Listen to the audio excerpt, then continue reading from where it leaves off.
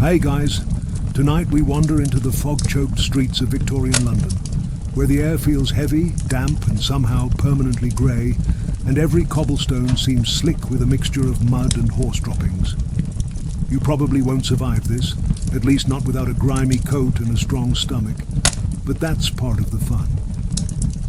Picture yourself leaning against a leaning wall as a carriage rattles past, the horses snorting steam, street vendors shouting over one another, and the occasional yowl of a stray dog cutting through the chaos.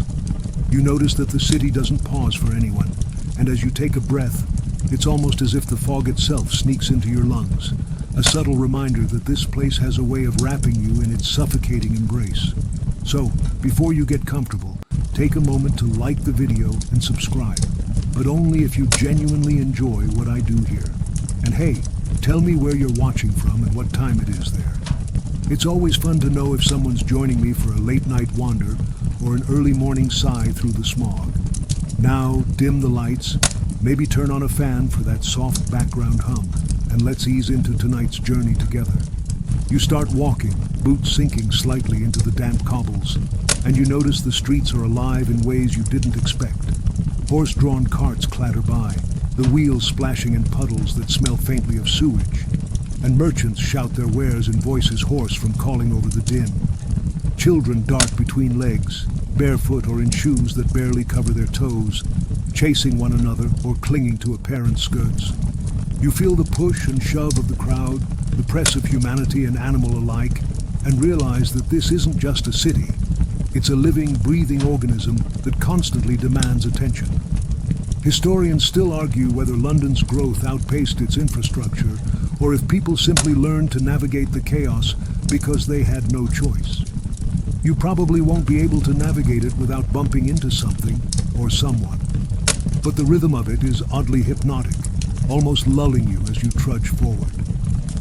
The architecture looms, narrow tenements rising up like stacked blocks, their brick facades blackened from decades of coal smoke.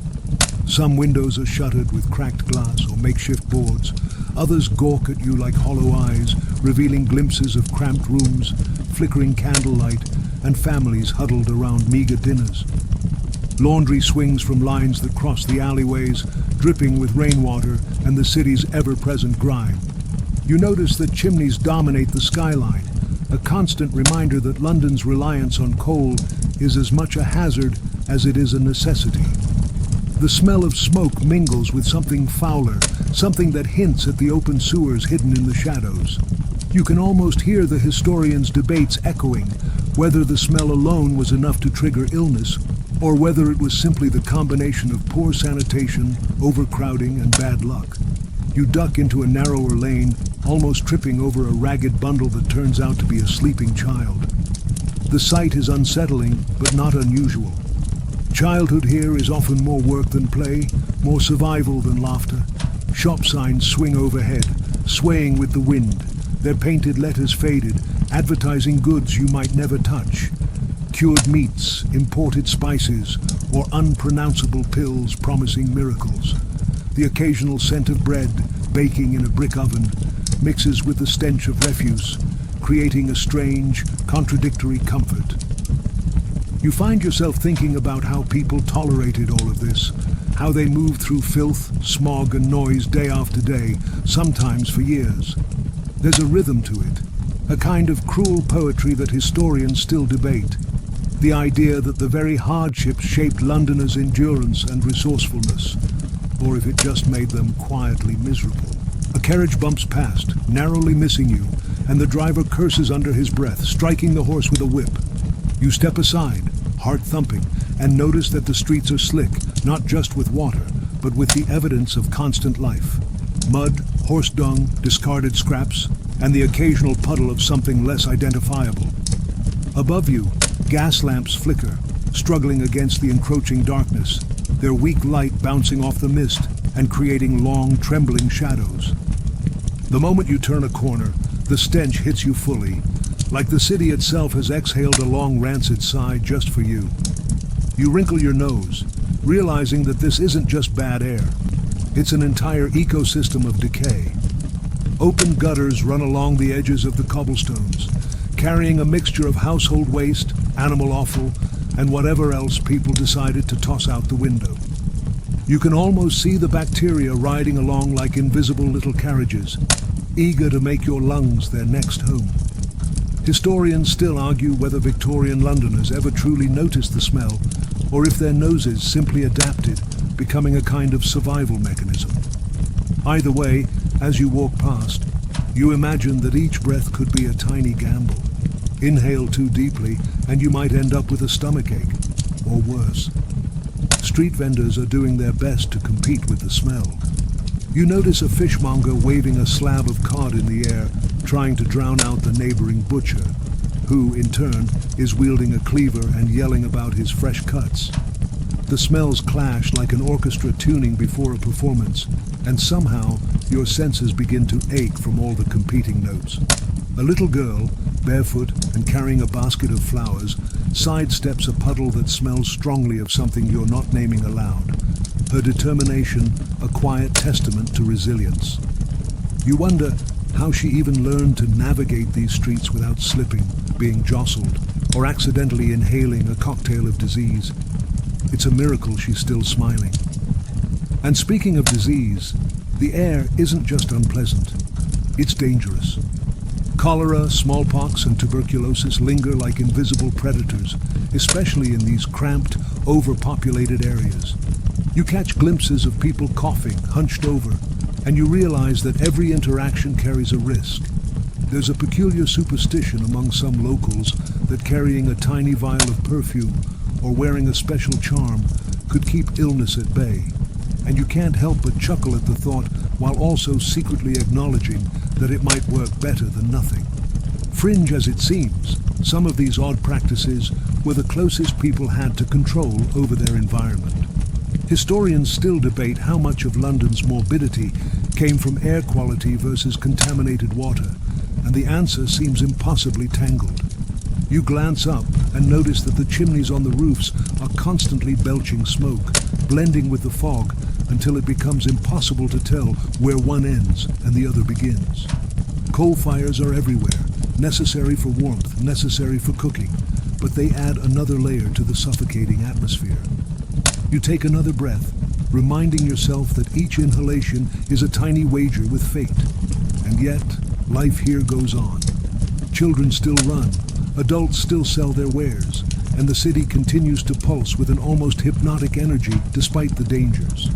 You almost admire it, almost. Then there's the matter of garbage, which seems to have no system and no mercy. You step lightly to avoid a heap of rotting food and discarded rags, trying not to think about the bacteria festering there. Occasionally, you catch the glint of metal, perhaps a forgotten coin or a tool dropped by a worker, and feel a small thrill that's quickly dampened by the realization that rats and scavengers are already circling. Rats, by the way, are everywhere. They're not just hiding in alleyways, they're running across streets, climbing walls, and generally treating the city as one massive buffet.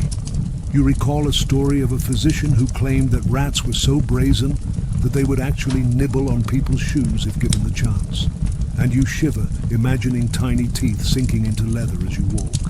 Despite all this, there is an undeniable rhythm to the chaos.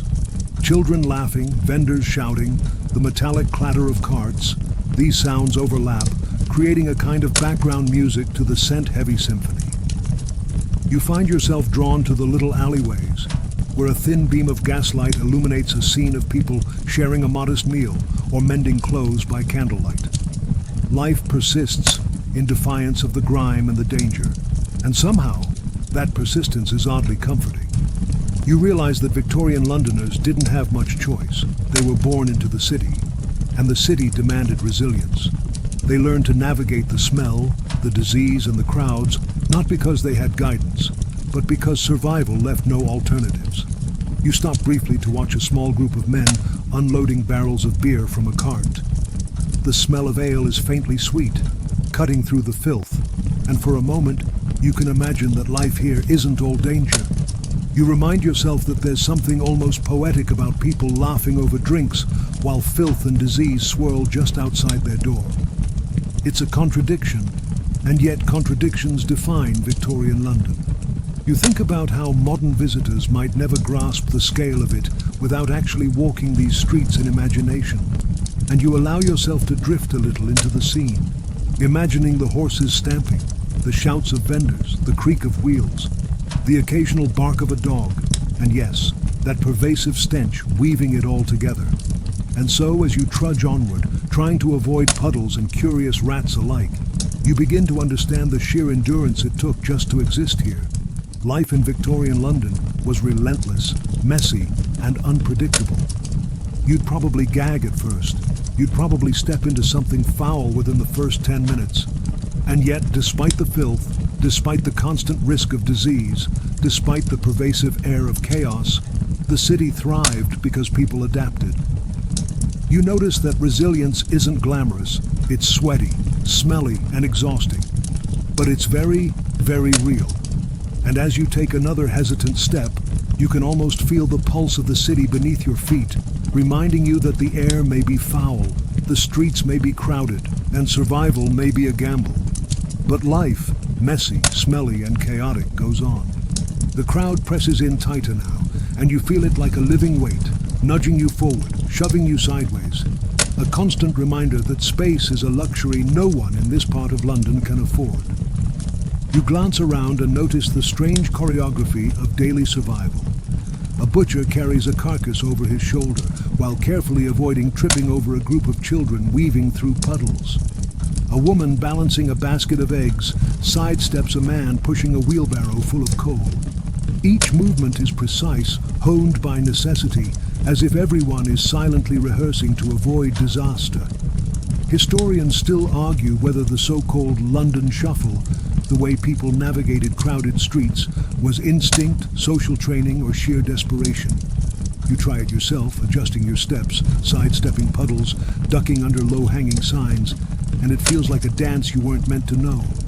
Yet somehow, you survive. The markets are a riot of noise and color. Fruit and vegetable stalls spill over with oranges, cabbages, and leeks. But you notice something slightly unsettling. Some of the produce is bruised, and occasionally, vendors sell goods that are more illusion than sustenance. You catch a whiff of the oddly sweet scent of rotting apples mixed with horse dung, and it's both repulsive and captivating. You remember a story of a man who disguised spoiled meat by sprinkling it with chalk and sugar, a practice that seems absurdly creative but could easily poison an unsuspecting buyer. Fringe as it may seem, these were everyday hazards, and the ingenuity of sellers often collided with the stomachs of customers in unexpected ways. The streets are labyrinthine, twisting in ways that make no sense unless you've grown up with them. Narrow alleys open into wider courtyards, and every corner has a story. Sometimes whispered, sometimes shouted.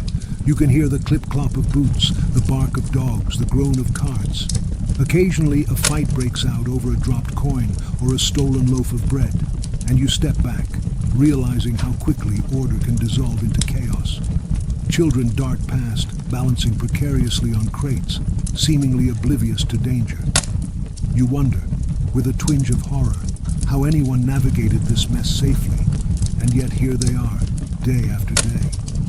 You might even smile a little at their audacity, though your nose reminds you that the smell of the city is as omnipresent as the crowd itself. Street performers add their own flavor to the madness. A juggler tosses flaming torches, narrowly missing a pile of hay that could easily catch fire, while a musician plays a tinny violin that barely cuts through the din. Their performances are distractions, small pockets of delight in a city that otherwise seems determined to overwhelm your senses. Yet even here, danger lurks. You spot a man subtly pickpocketing the audience, his fingers moving faster than your eyes can follow. Crime in the streets isn't a rare spectacle. It's woven into the fabric of everyday life. Some historians still debate how pervasive petty crime truly was, but as you watch, it's clear that everyone keeps at least one eye on their possessions, if not their neighbors. Overhead, clotheslines crisscross the alleyways, dotted with drying laundry, creating an almost surreal ceiling of fluttering fabric. The smell of unwashed clothing mingles with cooking fires, manure, and damp wood, forming a complex cloud of scents that your brain struggles to parse. You notice rats darting along the beams and between the folds of cloth, unafraid of the humans below. It's unsettling but oddly normal, a reminder that in Victorian London, humans shared their space with creatures who thrived on the city's chaos. A few stray cats slink along the edges, their movements graceful compared to the frantic energy of the crowds. You think about how adaptation isn't glamorous. It's constant vigilance and flexibility, whether you're a person, a rat, or a cat. Markets also harbor the smells and sights of survival. You see fish piled high, its odor barely masked by sawdust, and loaves of bread that might contain more filler than flour. Street vendors shout their wares, some honest, others not, and a stray dog snakes through the stalls hoping for a scrap. You find yourself edging around puddles that could be water or something far more hazardous, and feel a small thrill at the act of merely staying upright. The crowd is relentless, but it's also oddly predictable. Gestures, glances, and instinctive movements guide you. You start to recognize patterns, the subtle signals that tell you when someone is about to push past, when a cart is turning, or when a child will dart in front of you. It's a kind of map built from observation rather than planning, and it feels like a secret skill you never wanted, but now must acquire. As you push further, the sensory overload begins to blend into a rhythm. The smell, the noise, the crush of bodies, it becomes almost hypnotic, and you notice that, strangely, you start to breathe a little easier. You can see how Londoners adapted over time, developing an uncanny tolerance for chaos. You pass a small fountain, water trickling weakly from a moss-streaked stone spout, and you pause, letting the sound cut through the din. It's a fleeting oasis, a whisper of calm in a city that rarely offers it. Historians still argue whether urban chaos like this wore down citizens psychologically or forged a peculiar kind of resilience. You feel both. Your mind is alert, your muscles tense, but somewhere beneath it all, there's a flicker of admiration for the people who thrived in this relentless environment. Finally, as you step into a slightly wider street, you notice the smells shifting, blending coal smoke with the occasional waft of fried food or roasted chestnuts. Children scamper along, vendors continue their shouts, and carts rumble over the cobblestones. You realize that crowding, noise, and chaos define more than just the physical space. They shape behavior, commerce, and even survival strategies. You begin to understand that the labyrinthine streets, overpopulated neighborhoods, and constant push and shove aren't just inconveniences. They are instruments through which the city enforces a kind of order born of necessity. And yet, there's also humor, mischief, and moments of connection. Tiny sparks that remind you that despite the peril and filth, life persists, stubborn and vibrant, in the heart of Victorian London. You turn into a narrow, dimly lit street and immediately notice children at work. Their small bodies bent under heavy loads, their faces streaked with soot and exhaustion. You probably expected play and laughter at this age, but here, play is a fleeting luxury, and survival is the lesson drilled into every fiber of their existence. Factories hum on one side, chimneys puffing black smoke into the foggy air, while nearby mines gape like dark mouths waiting to swallow anyone who dares approach. You see a boy, barely 10, balancing a basket of coal above his head, legs wobbling as he navigates the uneven cobblestones. The sight is both astonishing and heartbreaking, a testament to the grim reality of child labor in Victorian London. Historians still argue whether the economic benefits for families justified the cruelty these children endured, and you can feel why the debate is so bitter. Inside the factory, you notice machines clanking and spinning, belts moving with relentless efficiency. The air is thick with dust, a fine powder coating everything, and your throat itches as you imagine breathing it for hours on end. Children move alongside adults, some feeding the machines, others cleaning the gears while sparks fly dangerously close.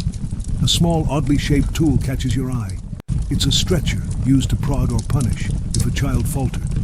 You shudder at the thought, realizing that punishment here is as mechanical as the machines themselves. Fringe, as it may seem to modern sensibilities, these objects were accepted parts of daily life, and somehow these children learn to navigate both the machinery and the discipline without losing a step. You step out into the street again, blinking in the dim light, and notice the groups of children streaming toward the mines.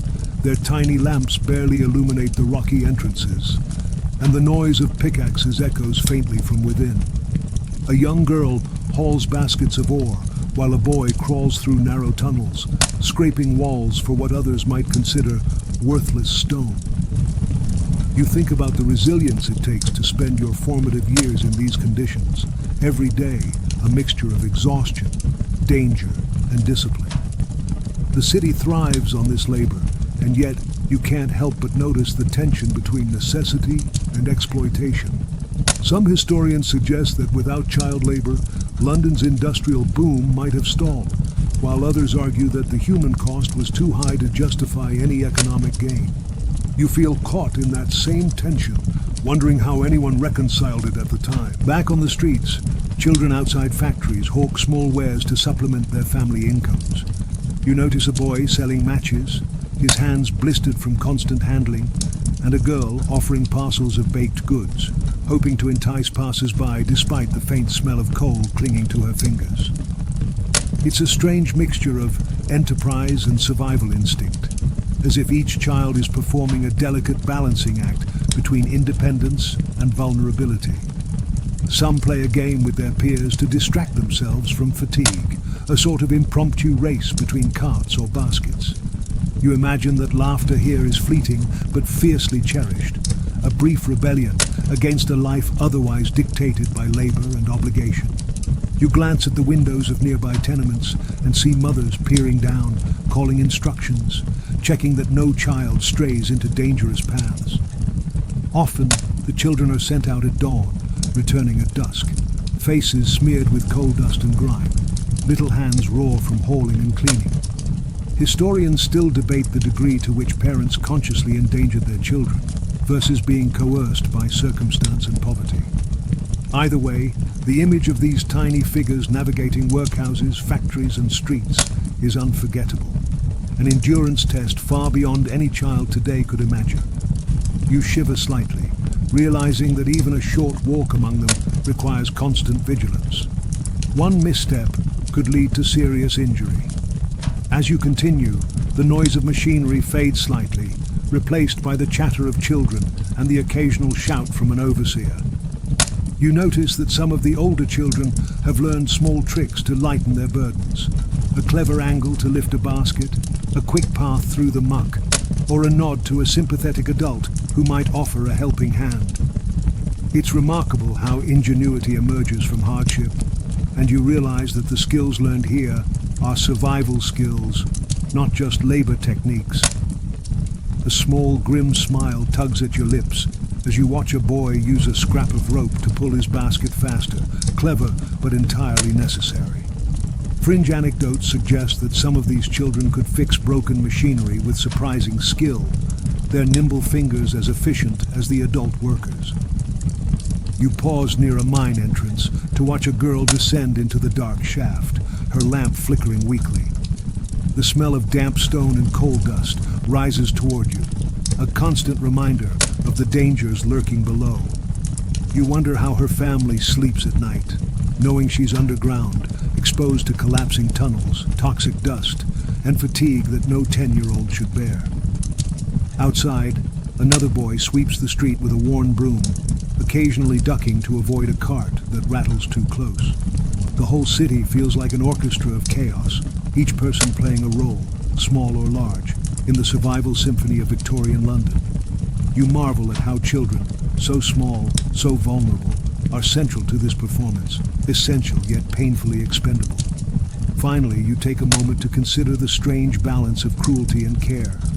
Despite the harsh conditions, children often find moments of camaraderie, sharing morsels of food, helping each other carry loads, and occasionally stealing a laugh amid exhaustion.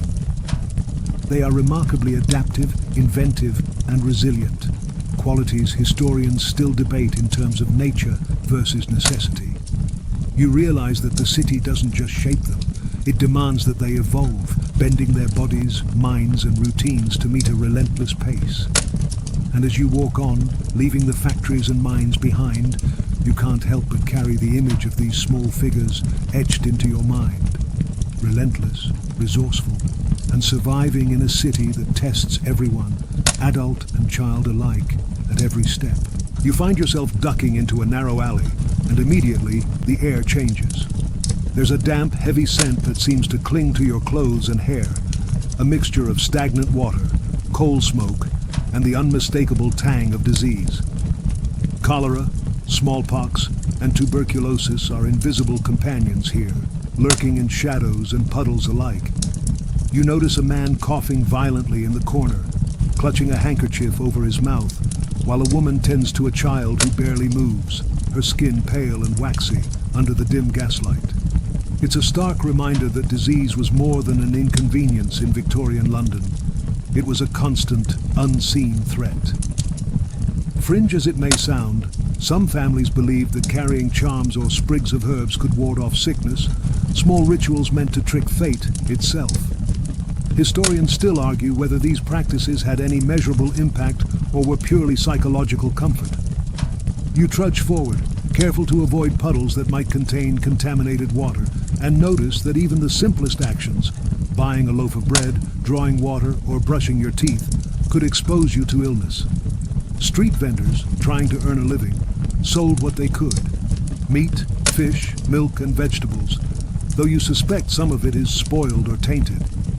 You catch a whiff of meat that smells faintly off and step back, imagining what might have happened if an unsuspecting family had eaten it. You remember stories of people getting sick from something as ordinary as milk left out in the sun too long, or vegetables washed in contaminated water. It's a grim reminder that survival isn't just about avoiding carts and rats. It's about constantly negotiating invisible threats. The alley opens up to a slightly wider street, and you see a doctor's sign swinging lazily in the fog. Apothecaries and physicians were a mixed blessing in these parts. Some offered real medicine, but many peddled dubious cures, ointments, powders, and tonics that promise miracles. You pause at the window, watching as a man buys a bottle of something thick and murky, reassured by the promise that it will cure what ails him. Historians still debate the efficacy of these remedies, especially the strange concoctions that included ingredients like crushed beetles, powdered bones, or mercury. You can't help but shiver a little, wondering if some patients got better from placebo or simply from chance. As you walk, you notice a few children carrying small satchels, coughing as they go, their movements slowed by fatigue. Epidemics often hit the young hardest, and in crowded districts like this, illness spread like wildfire. The fog and smoke didn't help. It clung to people's clothing and hair, acting as an unwelcome carrier of microbes. Fringe stories tell of families isolating the sick in attics or basements, hoping the disease would pass without spreading further, though more often than not, it didn't. You consider how terrifying it must have been to live with the knowledge that any cough or fever could mark the beginning of a deadly outbreak. You turn a corner and spot a small courtyard where laundry hangs in the cold, damp air. The smell of unwashed clothing mixes with sewage and smoke, forming a thick, almost tangible layer that you can feel in your throat and chest. A mother tends to her children, scrubbing their clothes while they cough quietly in the background. It's a scene of quiet desperation, a domestic ritual performed under duress. Even the most mundane chores carry an added weight here because the consequences of neglect are far more serious than just a messy house. They could mean sickness or even death. Passing a market stall, you notice a vendor selling herbs and aromatic plants, claiming they can prevent disease. You raise an eyebrow, knowing full well that folklore and superstition blend with desperate attempts at survival.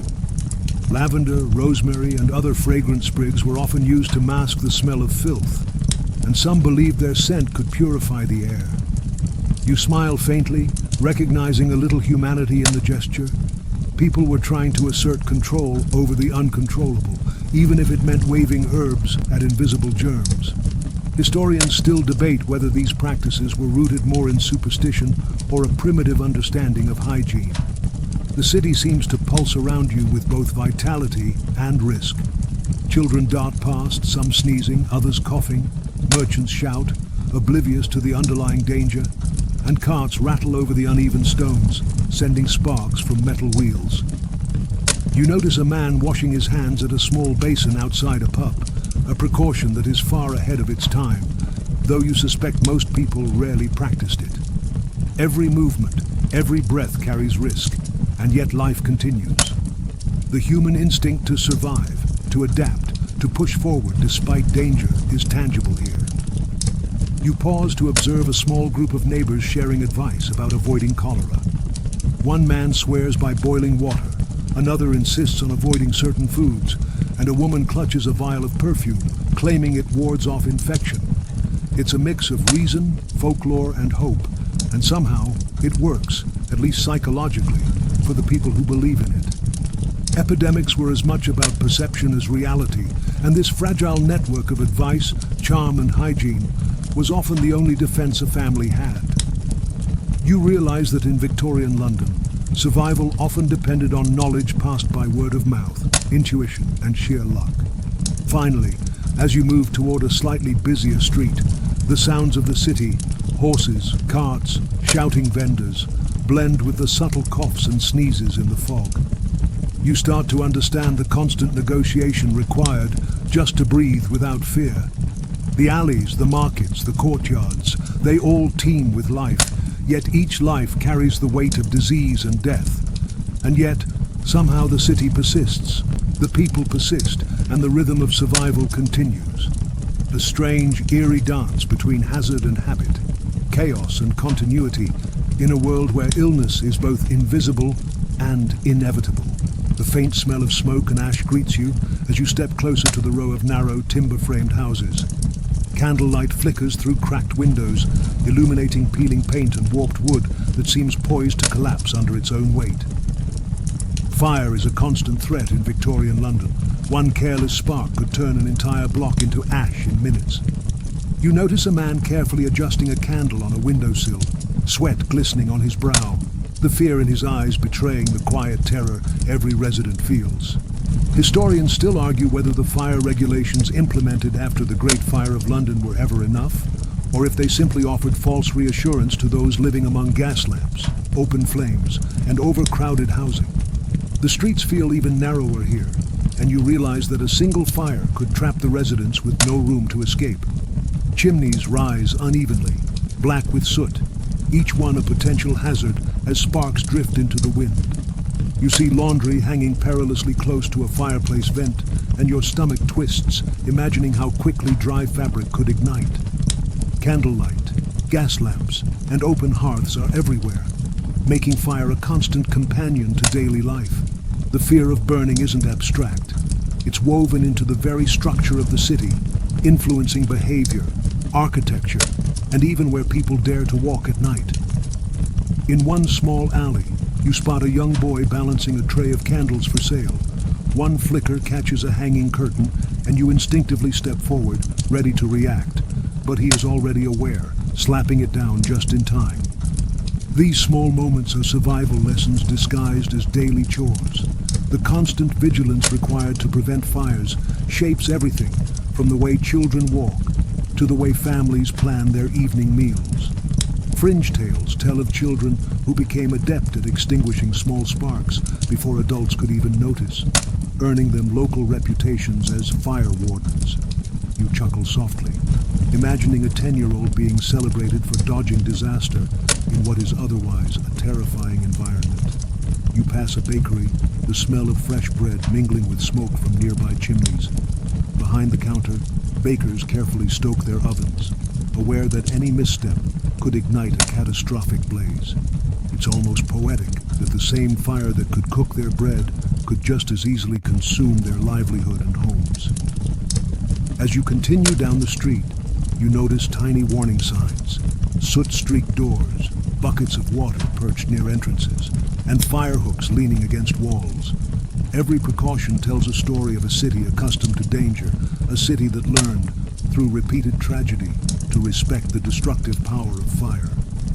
A bell tolls faintly in the distance, signaling evening prayers, and you notice a few people gathering in small groups, still cautious about open flames. Street lamps flicker, struggling against the fog and smoke, casting long shadows that stretch like fingers across the cobblestones. You can't help but notice how the risk of fire shapes every movement, every choice. Children are corralled away from hearths, merchants carefully light their stalls, and even casual conversation seems punctuated by caution. It's a world where leisure and danger are inseparable, where the warmth of light carries a shadow of risk. You duck into another alley and see the remains of a minor fire that has already been extinguished, a charred pile of refuse and a few scorched boards. The neighbors gather around, muttering and shaking their heads, assessing damage and whispering warnings. Fires here are not just accidents.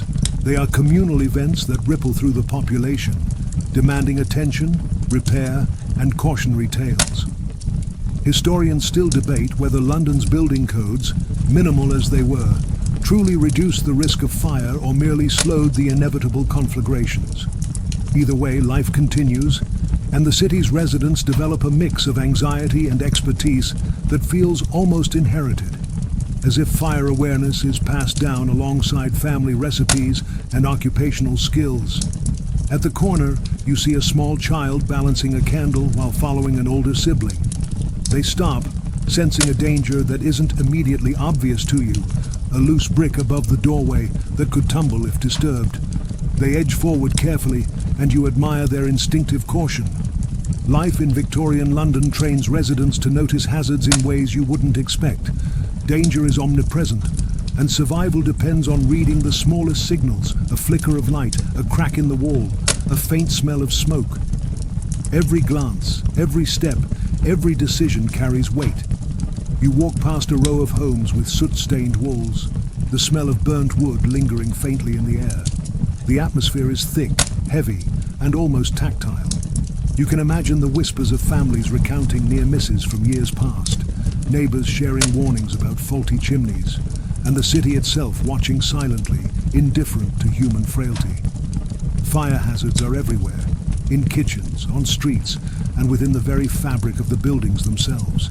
Yet, amid the danger, the city hums with life, a testament to adaptation and vigilance. People survive because they must, and the rhythm of daily life, cautious as it may be, continues. Finally, as you step out onto a slightly wider street, the contrast is striking.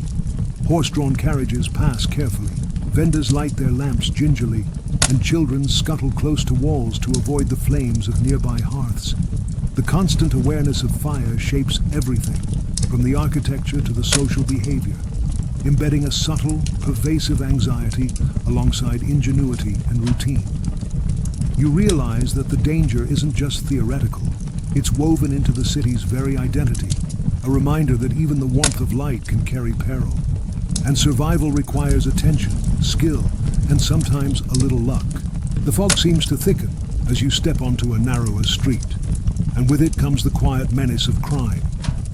Pickpockets and street gangs operate like shadows, moving just beyond the edge of your vision, waiting for the distracted or unwary. You notice a man with a leather satchel clutching it tightly, eyes darting nervously, while a group of children silently signal one another as they weave between the crowd. Crime is woven into daily life here. It's not just a sensational story, but a constant companion to the dense, unpredictable streets. Historians still argue how organized these networks were. Some claim they were highly structured, while others insist much of it was opportunistic chaos. Either way, your senses sharpen instinctively. You pass a public well, and a pair of thieves loiters nearby, pretending to fetch water while scanning the crowd for easy targets. You feel a subtle tension, your heart rate quickening slightly, despite your attempt to remain calm. There's a peculiar rhythm to the city's danger. You can sense it without seeing it outright. Fringe tales tell of thieves staging fake funerals or disguising themselves as mourners to distract the neighborhood and snatch valuables unnoticed. You chuckle softly at the audacity, while also silently agreeing that the streetwise creativity is impressive and terrifying. Market stalls add another layer of risk. Vendors shout their wares, textiles, food, cheap trinkets, while occasional arguments break out over debts, spoiled goods, or territory. You see a boy dropping a loaf of bread and instantly being surrounded by eager fingers, both human and rat. The streets are alive with an unspoken hierarchy. You notice that those who navigate most successfully are both observant and bold, able to sense opportunity and threat in the same breath. Some historians still debate whether pickpocketing was a form of social rebellion or simply survival for the poor. Watching a skilled thief lift a coin purse from an unsuspecting customer, you can't help but think it's a bit of both. Children, for their part, are sometimes both victims and participants. You spot a girl carrying a small basket, eyes flicking nervously as a boy sidles past her. They engage in a kind of silent negotiation, each testing boundaries without words, survival instinct honed by necessity. Even at a young age, learning to navigate theft, deception, and risk is a fundamental part of existence in these streets. You realize that street smarts here are as essential as literacy or numeracy, and failure often comes with real, tangible consequences. As you move through the alleys, the sounds of the city mix into a chaotic orchestra. Carts clattering, vendors shouting, children laughing and crying, dogs barking, and occasional screams or yells that cut sharply through the fog. You notice a man with a limp, carefully maneuvering past a pickpocket who doesn't seem to notice him yet. The balance of danger and observation is delicate. One misstep could cost you more than embarrassment. The city is a stage where every resident, knowingly or not, plays a role in a daily performance of caution and opportunism. You glimpse a curious scene at the corner of an intersection, a group of children performing small tricks, juggling knives, and balancing on barrels, drawing a modest crowd. While the audience is entertained, one child deftly lifts a coin from a spectator's pouch, disappearing into the mist without anyone realizing. Crime here blends seamlessly with street performance, creating a surreal mixture of amusement and risk. Fringe records mention thieves who would also moonlight as performers. Their acts a perfect distraction for their real work. You marvel at the audacity and the practicality of such survival strategies, even as a shiver runs down your spine. Overhead, laundry lines sway gently in the fog, and rats scurry along the beams. You notice that some of the cleverest pickpockets have learned to use shadows, alleyways, and even animals to aid in their thefts. It's a darkly creative ecosystem, one where human ingenuity meets necessity and danger. Historians debate whether law enforcement in Victorian London had any meaningful impact on petty crime, and as you watch a constable carefully avoiding confrontation, you begin to understand the argument. The law is often powerless against the momentum of survival instinct, social inequality, and streetwise cunning. Finally, as you navigate another narrow passage, you realize that danger here isn't always visible. The faint shuffle of boots behind you, a whispered conversation too low to catch, a stray glance from a passerby, all these cues signal potential threats. You adjust your pace, senses heightened, recognizing that vigilance is a form of currency in this city. Pickpockets, gangs, and opportunistic criminals form an invisible network that constantly tests the unwary. Yet, amid all this, life continues with remarkable rhythm. Children still play, merchants still sell, and residents still navigate the shadows with practiced skill, an uneasy dance of risk, cunning, and survival that defines the pulse of Victorian London. You step into the shadow of a looming workhouse, the air thick with damp and dust, and instantly feel the weight of the place pressing down on you. The building is massive, dark, and unwelcoming, its brick walls bearing the marks of countless residents who have come and gone, most of them weary, hungry, or broken. Life in these institutions is strict, regimented, and designed more to enforce obedience than to provide comfort. You notice a line of people shuffling toward the entrance, children clinging to their parents, mothers holding infants close, and men trudging reluctantly to the door.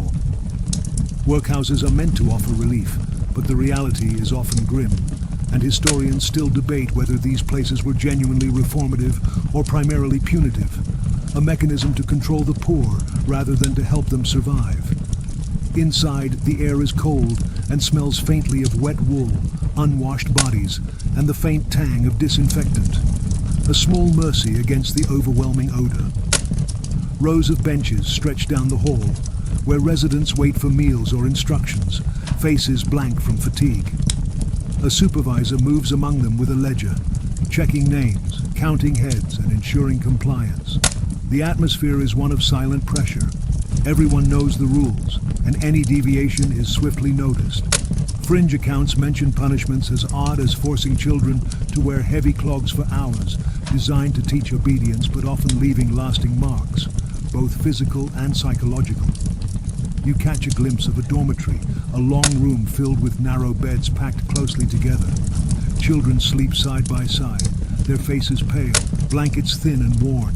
The smallest cough or whimper is amplified in the silence, and you can almost hear the tension in the air, a mixture of fear, exhaustion, and resignation.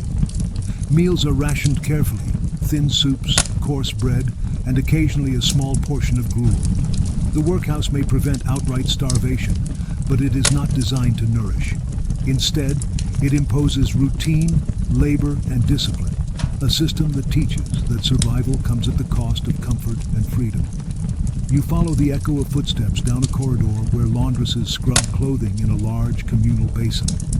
Water splashes, carrying a faint mixture of soap and human fatigue. You notice children assisting with chores, some moving quickly to avoid the attention of supervisors, others dragging their feet with fatigue. The work is relentless and often dangerous. Heavy buckets, sharp implements, and constant movement through slippery floors. You can't help but think that even the simplest tasks here carry weight beyond their physical effort. Each motion is a lesson in endurance, each glance a subtle negotiation for survival. Outside, the courtyard is a controlled chaos. Men and boys are assigned to labor, hauling coal or cleaning the yard. Women and girls tend to cooking, laundry, and maintenance. You notice a strange hierarchy, where experience and cleverness grant small advantages. Knowing which path to carry a load, which tools to use, or how to avoid minor reprimands. Survival within the workhouse requires observation and cunning as much as strength. Fringe stories tell of children learning tricks to earn extra food or avoid punishment. Small rebellions that are clever, subtle, and sometimes dangerously creative. You admire the ingenuity, but can't ignore the cost. The way these systems shape not only bodies, but minds. You pause to watch the kitchen, where a cook stirs a massive pot of gruel. The aroma faintly enticing, yet unmistakably thin and watery. Residents wait silently, bowls in hand, understanding that complaining will earn nothing, and that patience is survival. It's a world of strict rules and limited pleasures, where even small comforts must be earned or seized. Historians still debate how much these routines shaped character versus reinforcing the harsh social hierarchy. And as you observe, you sense that it's both. Discipline molds resilience, while scarcity enforces compliance. A group of children huddle near the walls, quietly exchanging scraps of bread or whispered stories. Even in this oppressive environment, human connection persists. They share strategies for avoiding punishment, tricks for completing chores more efficiently, and occasional laughter, fragile and fleeting, but fiercely cherished. You realize that camaraderie and ingenuity are survival tools here, just as essential as food or shelter. The workhouse, grim as it is, fosters not just obedience but subtle resilience, a quiet defiance hidden beneath a veil of compliance. Finally, as you exit the courtyard, you take in the imposing structure one last time. Its walls are both protective and imprisoning, a paradox of safety and suppression. Life here is a daily negotiation, a balance between rules, labor, and fleeting moments of humanity. Residents adapt, observe, and sometimes rebel, finding small victories in a system designed to minimize comfort and maximize productivity. And as you step back into the streets, the lessons linger. Survival in Victorian London often requires endurance, wit, and an ability to navigate systems that are unyielding, unforgiving, and yet, in their strange way, astonishingly effective. The smell of food drifts toward you as you leave the workhouse, but it's not the comforting aroma you might imagine. Instead, it's a chaotic blend of baked bread, fried meat, and something far less identifiable, tinged with smoke, mold, and a faint whiff of decay. You edge closer to a market stall, eyes narrowing at the suspiciously shiny loaves of bread, knowing full well that fresh doesn't always mean safe. Adulteration was rampant, chalk to whiten bread, lead to make sweets glimmer, and sometimes even copper salts to make pickles appear vibrant. You wrinkle your nose at the thought, but also marvel at the creativity, if morally questionable, of vendors trying to meet demand. Historians still debate how widespread these practices were and whether urban diets directly contributed to the high mortality rates of the period. Street vendors are everywhere, shouting over one another to sell their goods.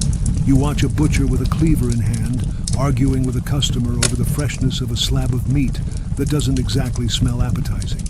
You notice a small boy behind the stall, holding a tin of spices that may or may not be real. Fringe tales tell of secret ingredients that could either flavor the food or poison the unsuspecting buyer. Most often unintentional, sometimes not. The risk is constant, a fact you sense as you inhale deeply, trying to navigate the scents without gagging. Even the simplest meal comes with potential hazards, a reminder that survival isn't just about walking safely, but about choosing what to eat wisely.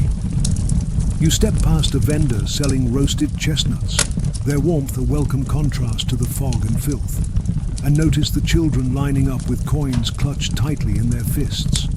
Hunger drives behavior here, shaping interactions, commerce, and even the dynamics of survival. You think about the families relying on street food as a mainstay, trusting vendors who may or may not be honest, and the strange ritual of judging freshness through smell and sight alone. The urban diet is hazardous but necessary, and navigating it requires a combination of intuition, observation, and sometimes blind luck. You walk further, past a fishmonger whose tray of cod and herring releases a sharp, pungent scent that clashes with the sweet aroma of nearby pastries. The constant mingling of smells, some appetizing, others revolting, is almost overwhelming. You pause to imagine the consequences of a careless bite: food poisoning, infection, or worse. Some fringe stories suggest that families would feed the worst scraps to animals first, believing that if the animals survived, the food might be safe for humans. It's an odd, grim logic, but in a city like this, survival often demands unconventional solutions. Historians still debate whether such practices were common or simply isolated anecdotes exaggerated over time. You catch sight of a small shop advertising medicinal tonics and powders designed to cure stomach ailments, a nod to the omnipresent risk in urban diets. People often relied on these concoctions to survive meals that might otherwise sicken them. You observe a woman handing over a few coins for a small bottle, her hope mingled with desperation. Apothecaries filled a gray area between food safety and medicine, and the lines often blurred. A pinch of this, a sip of that, and perhaps, just perhaps, one could survive another day without falling ill. The streets are crowded, and you notice that rats scurry freely between food stalls, an ever-present reminder that contamination is never far away. Vendors sometimes waved their hands or used small brooms to shoo them away, but the vermin are clever, persistent, and opportunistic. You remember stories of rats eating not just scraps, but occasionally the food of unsuspecting customers, an invisible hazard that, while absurd in retrospect, posed real risk in the dense, unclean streets. You step carefully, avoiding both the puddles and the tiny invaders, understanding that vigilance is required in every choice, including what you consume. Children navigate these spaces with remarkable skill, eyes darting, hands clutching coins, feet dodging hazards. You notice a girl balancing a basket of fruit, her movements fluid and practiced, her focus absolute. She's mastered the art of avoiding spills, bumping neighbors, and keeping her goods intact. The street itself acts as a sort of informal school of survival, teaching observation, timing, and the ability to react to sudden threats. Even play is a lesson here. Every step teaches caution, every purchase a negotiation with risk. Finally, as you pass a stall selling bread and cheese, you notice the odd juxtaposition. Families laughing and sharing simple meals, despite the dangers lurking nearby. Food in Victorian London isn't just sustenance. It's negotiation, risk, and survival rolled into one. Each choice, each bite, carries potential hazard, but it's also a necessity. You begin to understand that living here means constant assessment: what to eat, who to trust, and how to navigate streets teeming with both people and peril. Even in a city rife with disease, adulteration, and unpredictability, the human need for nourishment and community persists, a quiet defiance against the relentless hazards of daily life. The fog seems to thicken again as you walk toward the Thames, the murky river barely visible through the grey haze. The smell hits you instantly, a mixture of sewage, fish, coal, and the faint tang of chemicals from factories lining the banks. You wrinkle your nose and step lightly, careful to avoid the slick mud along the edge.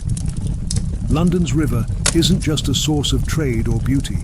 It's a massive sewer, carrying human waste, industrial runoff, and the occasional unfortunate animal straight through the heart of the city.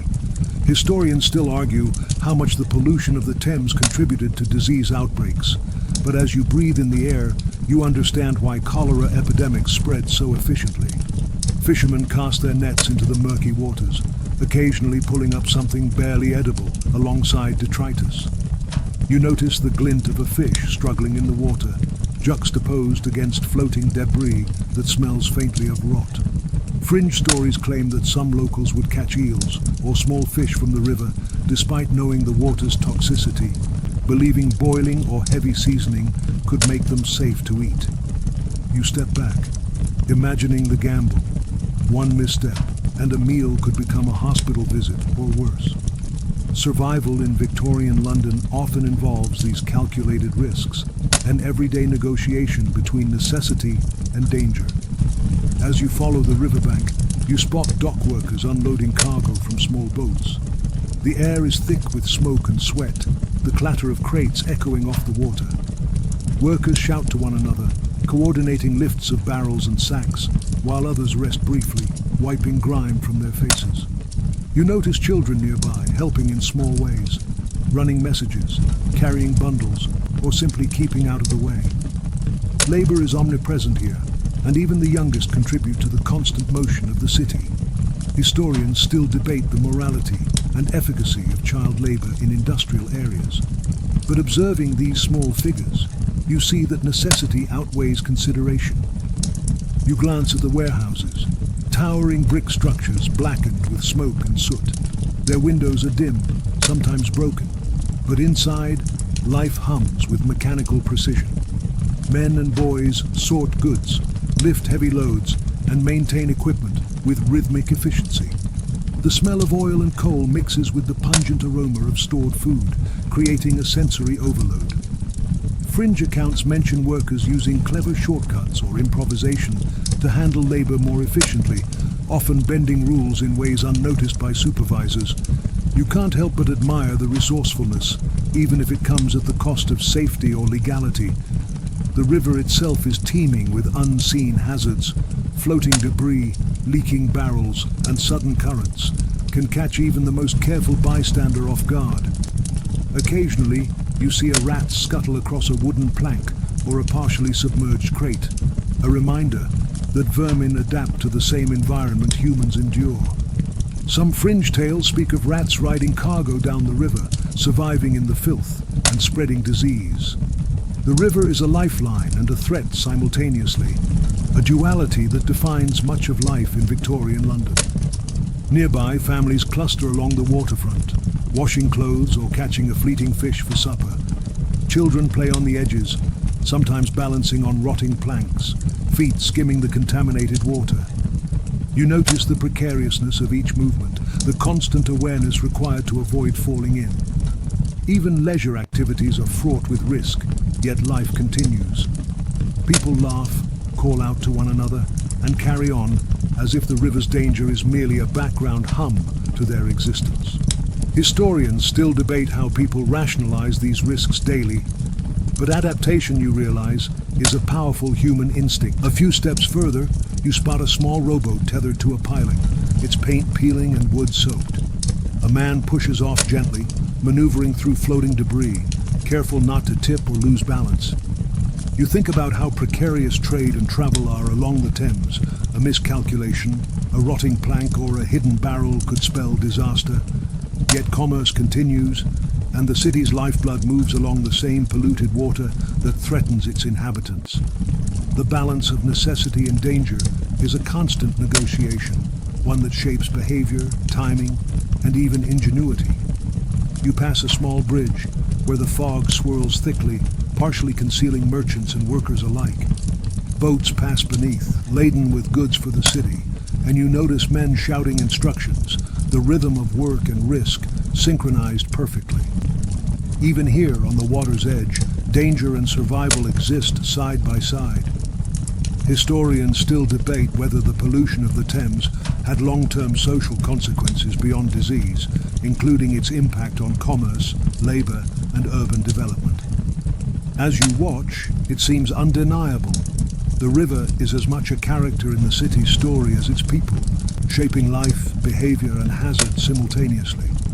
Finally, you step back from the river's edge, mud squelching underfoot, and realize that the Thames embodies Victorian London itself, murky, unpredictable, and dangerous, yet indispensable. Life revolves around it, adapts to it, and endures despite it. Survival requires vigilance, courage, and acceptance of risks you wouldn't face in cleaner, safer waters. And as you continue along the streets beyond, the lessons of the river linger. Life in this city is never without hazard, but neither is it without resilience, resourcefulness, or the unyielding pulse of human determination against the odds. The streets narrow again as you leave the riverbank behind, and a faint chill from the damp fog seeps into your bones. Gas lamps flicker overhead, their light casting long, trembling shadows across the uneven cobblestones. You notice men hurrying past with bundles of coal or sacks of flour, faces set in concentration, as if any distraction could prove costly. The clatter of carts and horses' hooves mixes with distant shouts, laughter, and the occasional bark of a dog. Every sound reminds you that life here is loud, chaotic, and layered with risk. Historians still argue how much noise contributed to urban stress, but the constant barrage of sound clearly shapes how people navigate and interact within the city. You pass a public house, the faint warmth and smell of ale spilling into the street. Patrons laugh, arguing over games or gossip, unaware of the hazards lingering just outside the door. You notice a group of sailors moving carefully, boots slick with mud, eyes darting toward the alleyways. Crime and mischief are never far from merriment. Pickpockets and opportunists thrive wherever attention is diverted. Fringe accounts suggest that even pubs had informal watchers, individuals whose role was to protect patrons' valuables from the more enterprising thieves. You smile faintly at the thought, imagining a shadowy vigilante quietly patrolling the tables while everyone else enjoys their drink. A baker's cart sits in the corner, its wheels covered with grime and splashes from the street. A young girl balances a loaf of bread on her head while dodging puddles and stray animals. Her feet move in practiced rhythm, her focus absolute. You notice the boy beside her, weaving through the crowd with a small basket of fruit, eyes alert to every passerby. Children here have mastered the art of survival, blending agility, observation, and timing into a skill set few adults possess fully. Historians still debate whether this early training in urban navigation provided long-term advantages, but it's clear that the lessons learned daily are life-defining. You glance at the alleyways branching off the main street, each one a potential trap. Shadows conceal small gangs, and the faint scent of smoke hints at fires recently extinguished or still smoldering. You move cautiously, aware that danger can emerge from any corner. Fringe tales speak of rival groups marking territory with subtle signs, a system of symbols that only insiders understood. A misplaced step or unfamiliar gesture could spark confrontation, and you feel a strange mix of fascination and anxiety at the thought. Urban space itself is territorial, and survival requires constant awareness of these invisible boundaries. The narrow streets funnel you toward a market square where life pulses with intensity. Merchants shout over one another, hawking textiles, spices, and other goods. The scent of fried food mixes with that of fish, coal, and unwashed bodies. Children dodge in and out of crowds, balancing baskets or sacks with astonishing skill. You notice rats darting beneath stalls, while dogs weave through legs and carts. The square is a symphony of sensory overload, yet the residents move through it with practiced ease. Historians still debate the long-term psychological impact of this environment, but it's evident that adaptation and vigilance become second nature. You pause near a fountain, the faint trickle of water, a rare reprieve from the relentless cacophony. A mother bathes her child while another carefully washes vegetables, both performing essential tasks amidst chaos. Life in the square is a delicate balance. Work, commerce, and domesticity all coexist in tight quarters with minimal margin for error. Fringe anecdotes tell of clever techniques to protect food, avoid theft, or soothe children while completing chores, a testament to the ingenuity born of necessity. A nearby workshop emits the rhythmic clang of hammer on metal, the occasional spark dancing across the cobblestones. You notice apprentices, often children, moving precisely with their masters, learning skills critical for trade and survival. Labor is omnipresent. Even leisure and learning intertwine with risk. A single slip could leave a hand injured, a valuable tool damaged or worse. Observing them, you feel the tension of constant awareness required for life in these streets, where danger lurks both in the grand and the minute. Finally, as dusk deepens, you step toward a row of houses lining the square. Smoke curls from chimneys, mingling with the fog. Children return from chores or errands, tired but alert, while adults negotiate deals or settle debts. You notice the small, quiet victories: a loaf safely delivered, a sack of coal successfully balanced, a minor scrape avoided. Life in Victorian London is a series of calculated maneuvers, both mundane and extraordinary, requiring observation, timing, and adaptability. And as you watch, you begin to understand that survival here isn't just physical, it's psychological, social, and deeply ingrained in every gesture and glance. The evening deepens, and the gas lamps flicker as shadows stretch across the narrow streets. You notice a group of street performers setting up in a small square, their faces illuminated by lantern light. One juggler balances flaming torches, while another boy twirls a hoop along the cobblestones. Their acts are clever, daring, and oddly graceful, but you can't help noticing the constant presence of danger. A misstep could mean burns, falls, or a collision with a cart. Street performance in Victorian London is entertainment, survival, and risk intertwined. Historians still argue how much these spectacles serve the performers economically versus simply providing distraction from poverty. You pass a small alley where a pickpocket practices, fingers deftly moving over unsuspecting passers-by. Children watch from nearby corners, learning lessons in observation, timing, and misdirection. You recognize that these skills, though morally questionable, are essential for survival in this environment.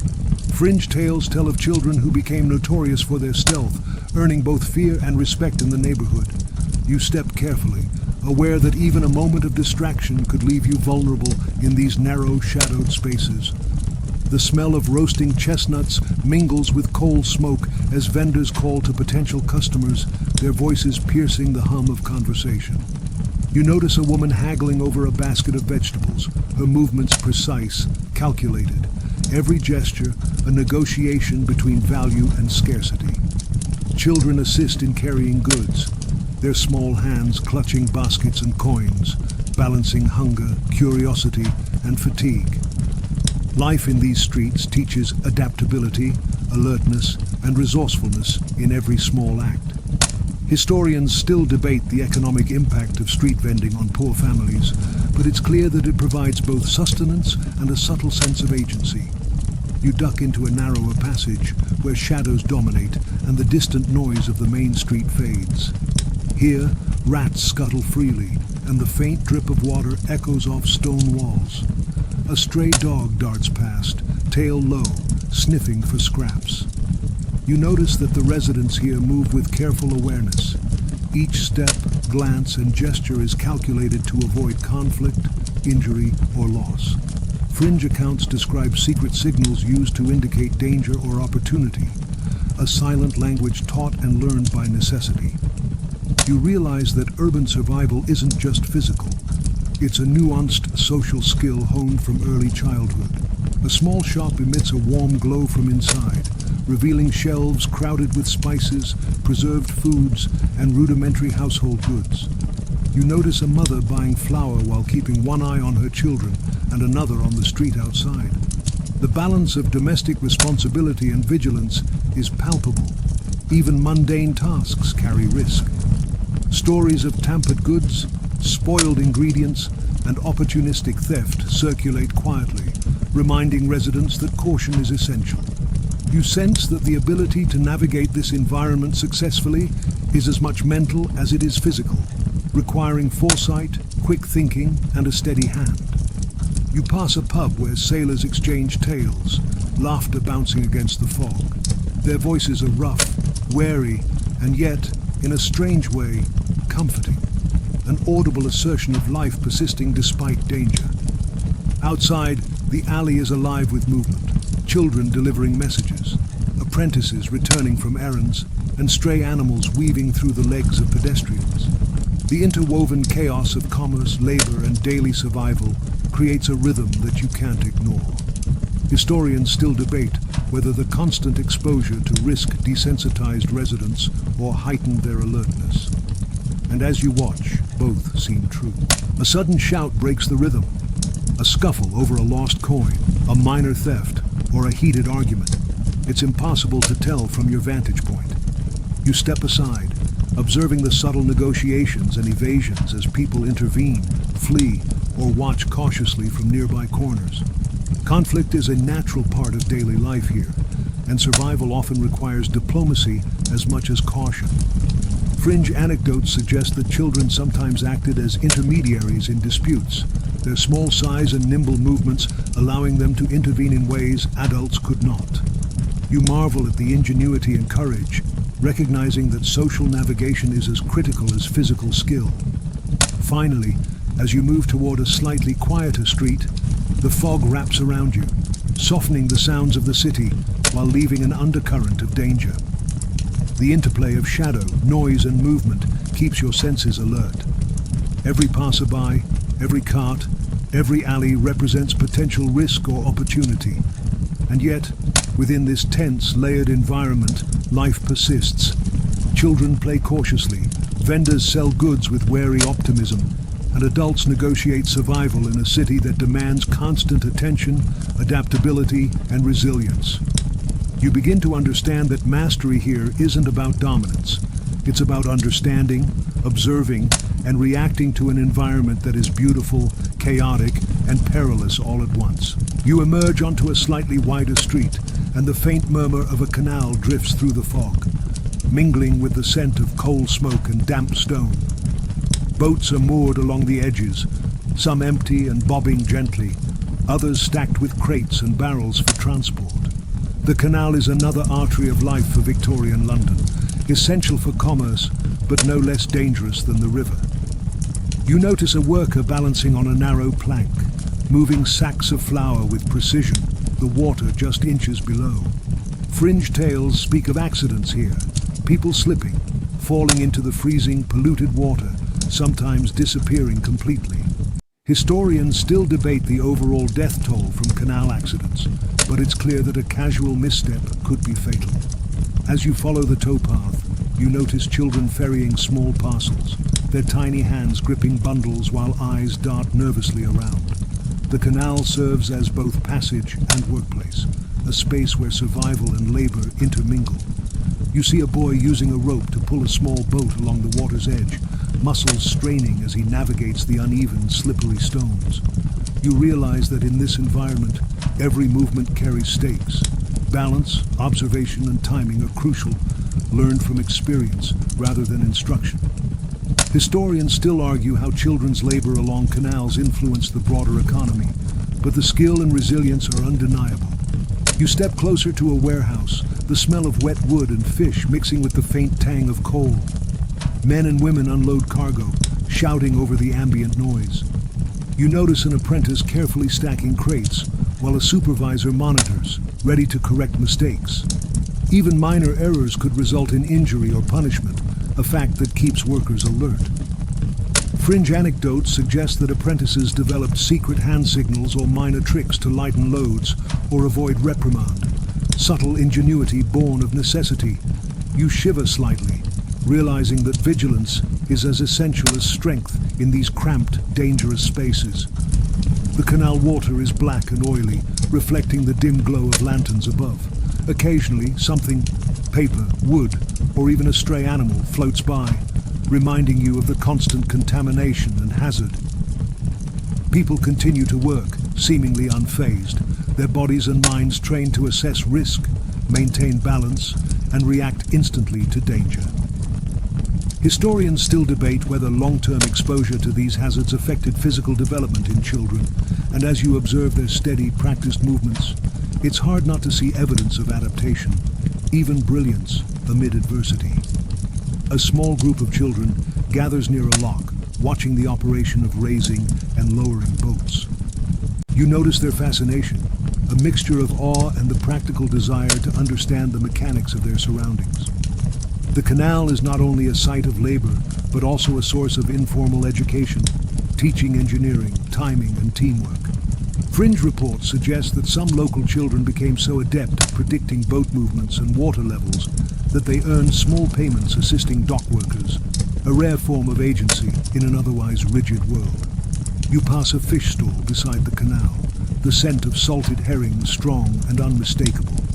A boy offers a small sample to passers-by, eyes wary, scanning for both opportunity and threat. Life here demands constant awareness.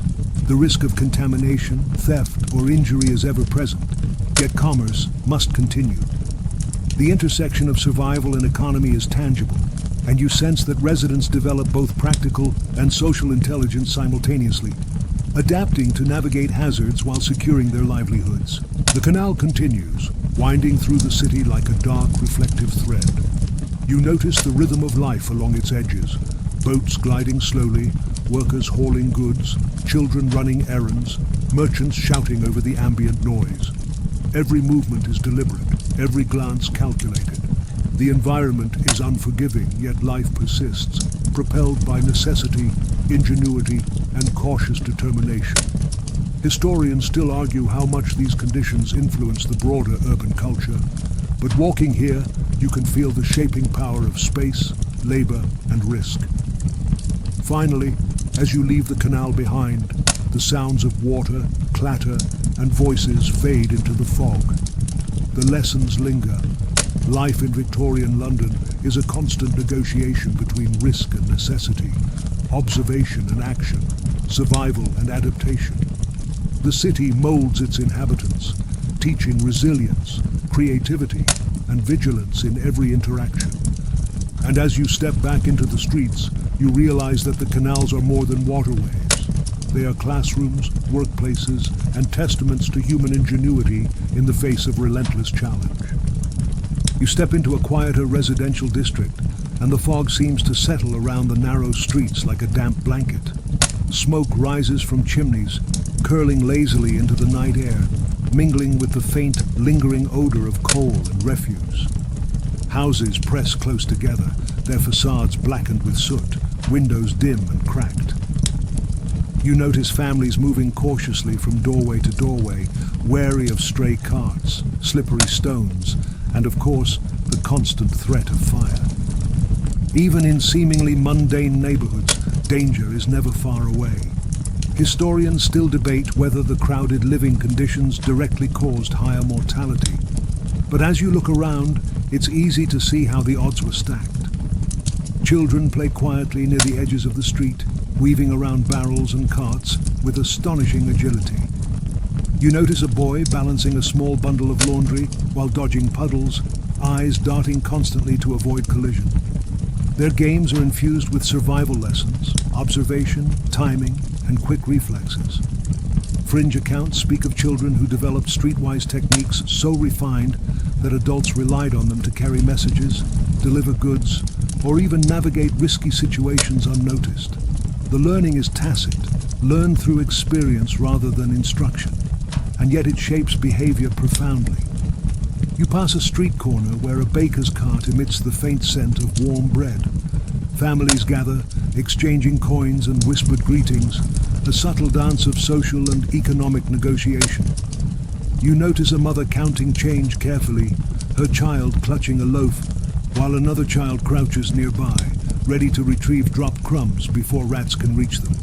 Life here is a constant balance between scarcity and vigilance, between routine and hazard. Historians still debate how much these micro-level strategies contributed to overall resilience, but their necessity is obvious. A sudden clatter from a nearby alley catches your attention. You turn and see a boy trip over a loose cobblestone, narrowly avoiding a collision with a passing cart. He recovers quickly, brushing off his clothes, a practiced reflex honed over years of navigating these streets.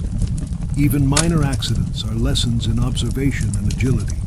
Fringe stories suggest that some children carried small charms or rituals to ward off bad luck. After falls or near misses, blending superstition with lived experience in a way that seems almost practical. You smile at the ingenuity, realizing how survival often requires both skill and belief. As you move further, the fog begins to thin slightly, revealing a small square where a few gas lamps flicker. You notice adults conversing quietly, children playing near the edges, and a solitary dog patrolling the space. The square seems calm, almost peaceful, yet you sense the underlying tension. Vigilance never truly ceases here. You recall previous lessons in fire hazards, disease, crime, and labor. Every neighborhood, every street, every interaction carries a shadow of risk. Yet people continue, adapt, and even find moments of joy within this constant negotiation. You pass a household with a small garden where a family tends vegetables under the faint light. You notice the mother carefully washing leaves while children help water small plants. Even these small domestic acts require attention. Contaminated water, rats, and stray animals pose risks, yet they persist. Life in Victorian London demands careful choreography of survival, from public squares to private yards. Historians still debate how such small routines shaped broader urban culture, but observing this family, you see a mixture of resilience, practicality, and subtle rebellion against circumstance. A cart rattles past, laden with coal, and the driver shouts warnings, the echo bouncing off the stone buildings. Children jump aside instinctively, adults adjust their pace, and the dog retreats to the edges. The rhythm of life is a constant dance, a mix of awareness, timing, and instinctive reaction. You realize that even seemingly calm streets are alive with movement, vigilance, and interaction, each element contributing to the overall environment of survival. Finally, as you step back from the square and look down the street, the fog begins to lift slightly, revealing the faint outlines of houses and lampposts stretching into the distance. Life persists here.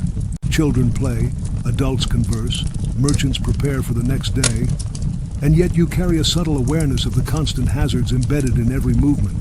The city teaches endurance, adaptation, and cautious optimism in ways that are at once subtle and profound. And as you continue walking, you sense that the lessons of survival, observation, and ingenuity are not confined to the streets alone, but embedded in the very rhythm of life itself. The night deepens, and you find yourself wandering toward the quieter outskirts of the city. The fog has thinned, leaving only a faint haze that softens the edges of the buildings. You notice the silhouettes of homes, with flickering candlelight behind curtains, families preparing for bed, or sharing a last meal before the city's chaos gives way to sleep. Yet even here, the lessons of Victorian London linger. Every doorway, every street corner, every shadow carries a reminder of survival, vigilance, and adaptation. Historians still debate how isolation from the main streets affected mortality and behavior, but the quiet edges of the city are no less instructive in understanding daily life. Children scurry to finish errands or fetch water from small pumps, eyes alert, feet nimble. Even in these quieter districts, risk is never entirely absent. Rats scurry along alleyways, chimneys spew occasional sparks, and street lamps flicker unpredictably, casting shadows that seem to move with a life of their own. You notice a girl carrying a basket of bread, balancing carefully as she navigates the uneven cobbles. Her movements are precise, instinctive, a product of constant practice, observation, and necessity. Fringe tales describe children who became almost impervious to minor dangers, as if their senses were finely tuned survival tools. You pass a small chapel where a few people gather quietly, voices low, offering prayers for safety, health, and endurance. The ritual is simple, yet its presence underscores the precariousness of life in this city. Even religious practices carry lessons in community, timing, and hope amid adversity. You notice the interplay of faith and practicality. The prayers do not replace vigilance, nor do they mitigate the dangers of the streets, yet they provide a sense of control, however subtle. Historians still debate the influence of religious institutions on urban survival, but their role in shaping behavior, morals, and routines is undeniable. A stray dog trots past, nose low, sniffing at discarded scraps. You watch as children pause to feed it a piece of bread before continuing on their errands. Life here is a delicate negotiation between danger and compassion, survival and community. The city teaches that even small acts, watching carefully, helping cautiously, moving deliberately, contribute to a broader network of survival skills. Adults and children alike learn the balance of caution and courage, observation and engagement as they navigate streets that never truly sleep. You reach a small bridge overlooking a slow-moving canal, the water reflecting dim lantern light like liquid shadow. You pause, noting how this final stretch of the city combines all the hazards you've observed: water, darkness, uneven surfaces, and the omnipresent threat of disease or injury. Residents pass carefully, their steps deliberate, their eyes alert. You sense the rhythm of life here, a mixture of endurance, adaptation, and quiet ingenuity. Even minor missteps can cascade into larger consequences, a lesson repeated daily across the city's many neighborhoods. The quiet streets echo with faint sounds: a distant cart, children laughing softly, a dog barking. You notice families tucking in for the night, preparing beds, extinguishing candles, and washing hands as best they can. The city is finally slowing, its pulse less frantic, but still present. Historians still debate whether the slower pace at night provided relief or simply a different type of tension. Yet it's clear that residents never fully relax. Even in sleep, the lessons of vigilance, observation, and adaptation persist. Finally, you walk toward a small park, the misty outlines of trees swaying gently in the night breeze. The fog softens all edges, muting the city's chaos, creating a momentary sense of calm. You notice a child balancing a small toy while watching a sibling play near the fountain, an echo of resilience and ingenuity amidst a life defined by risk. You reflect on everything you've seen: the hazards, the strategies, the adaptation, and the quiet moments of humanity that persist in a city that demands constant vigilance. Victorian London is dangerous, chaotic, and unforgiving, yet life thrives in it through courage, skill, and small acts of defiance against adversity.